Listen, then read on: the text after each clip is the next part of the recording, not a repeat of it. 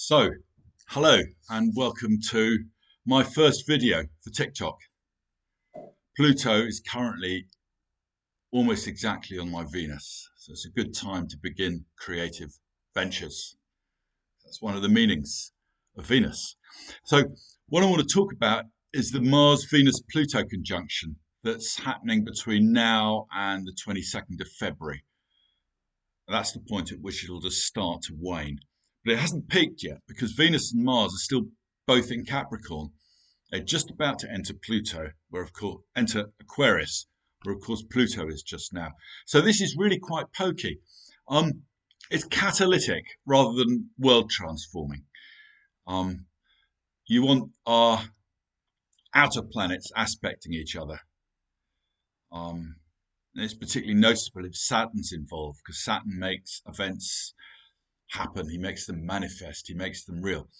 But this is so when we get these sort of inner planets coming together, it's more like they kickstart the underlying processes. So Mars and Venus coming together next to Pluto is going to activate some of the underlying themes that are happening as Pluto enters Aquarius. He's taking his time to do it. He began last year and went out of it again. He's just gone in again. He's going to briefly go out again at the end of this year. Mars and Venus and Pluto. Mars and Pluto, first of all, I mean, everyone wants to get scared about that. It's like, oh God, what's going to happen? I mean, it could trigger some nasty stuff. Mars is the god of war. Pluto's god of the underworld. So in the world, it might well do. And in the sign of Aquarius, I mean, Aquarius is unconventional. It breaks the rules. And that can be in an egregious way. That can be in an antisocial way. There can be a sort of psychopathic dimension to some Aquarians in the way they are outside of things. There's good ways of breaking the rules and not so good ways of breaking the rules. And well, Aquarians, we have a journey to go on, don't we? Of not needing to break the rules, finding our place in society, um, feeling okay with conventional reality, that we're not going to lose our magic if we look like we're conforming. I mean, I know I'm wearing a tiger suit, but I don't have to, if you know what I mean. I just like to. It's fun. And it's the opposite sign to my sun. Yeah, so I'm encountering the Leo in me by wearing a tiger suit.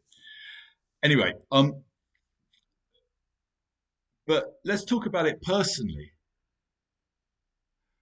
They're both about survival. They're about what you want. They're about seizing hold of whatever it is that you want deep down and do it. Because what we're here to do is to take care of something in ourselves. Most fundamentally, there's something deep down, this spirit in us that we're here to take care of. But, we can sometimes put it to one side because it's inconvenient. We want people to like us. We don't want life to change, all those sorts of things. But then sometimes that deeper thing can just kind of erupt. So this is one of those times. It can be like an eruption. It can be like a volcano.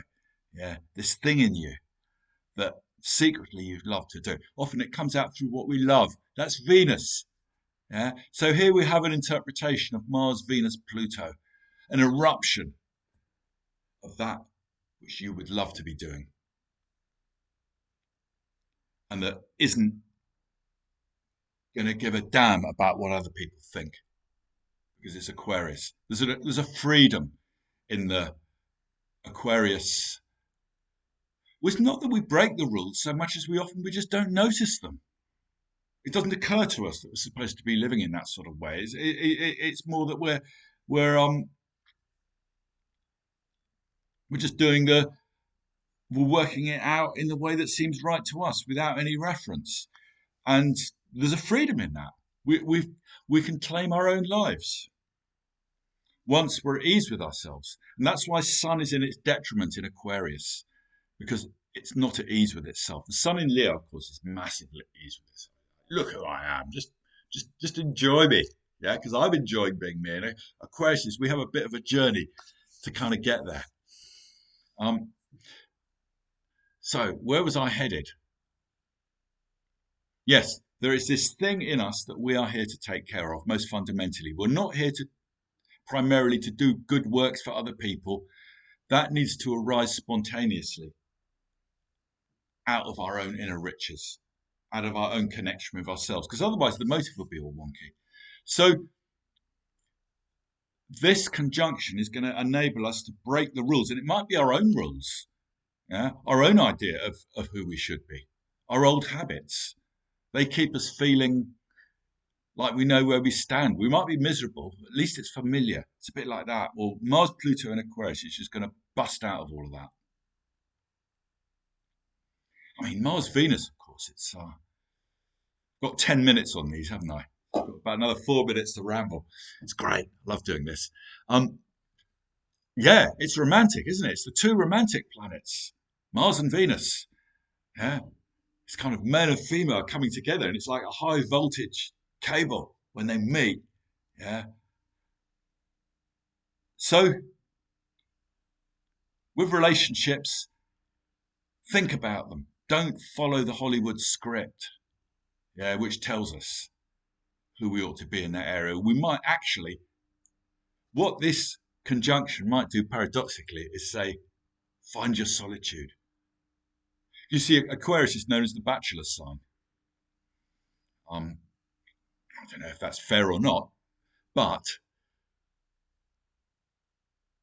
it's because we don't feel the need to live by convention. We don't have to be married. We don't have to be with someone. Otherwise, we feel we're incomplete. Otherwise, people will look at us, go, "Ooh, what's wrong with them?" We don't think like that because there's a joy to be found in having a deep relationship with yourself. So this Mars, Venus, Pluto, it might catalyze the end of something, yeah, or it might catalyze you getting together with someone who's not the sort of you'd have thought of before.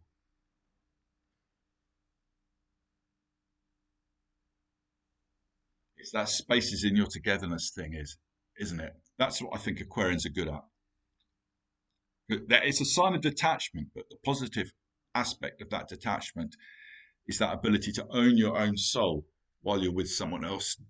Whereas the normal paradigm is that you each carry a part of the other's psyche for them. That's why you call the other person your other half.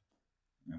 Well, Mars, Venus, Aquarius is about busting through that conventional Hollywood notion and coming together with someone on a very different basis where you're each owning your own soul. And there can be a true depth there rather than just what feels like depth because you've got this experience of completion, which is actually based on projection.